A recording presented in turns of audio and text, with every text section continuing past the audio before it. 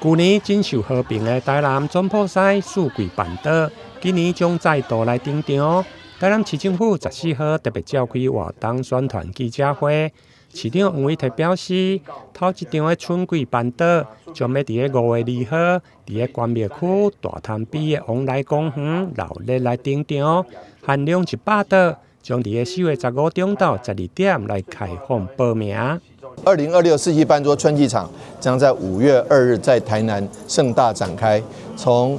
明天也就是4月15日開始接受報名。你不用記太多日期，只要記4月15日。為什麼？因為一定是當天就秒殺了，所以這個限量1000人100桌，所以說我們歡迎大家來。台南的美食不需要我再贅言了，不需要我再說了，其實已經是有口碑，而且是有市場，叫好又叫座。所以我們特別禮聘了8位4季辦桌，每一季2位台南最厲害的總鋪師，能夠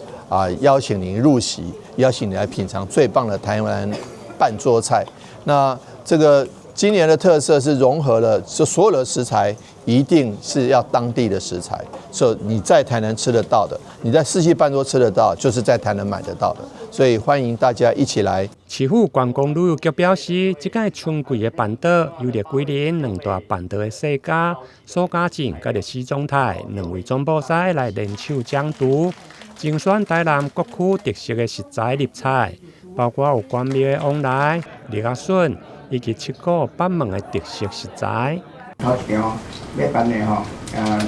在地食材，攏總是比如講石板還是迄個沙白魚，蛤蟆，迄個關廟講的竹筍後壁區的處理，攏是在地食材吼。這屆跟嘉進師2個合作來辦這個春季的食辦桌。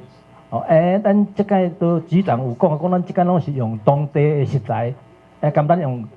尤其咱南關線的往來，甘這個竹筍，來入菜來做，這屆會當大家會當來盡量來報名來參加。台南4季辦桌去年每一場攏秒殺，報名真緊就額滿。今年的頭一場春季場將是開100桌，每桌1萬塊，菜線頂有約額滿為止。歡迎有興趣的民眾來把握機會。台南新聞林根採訪報道。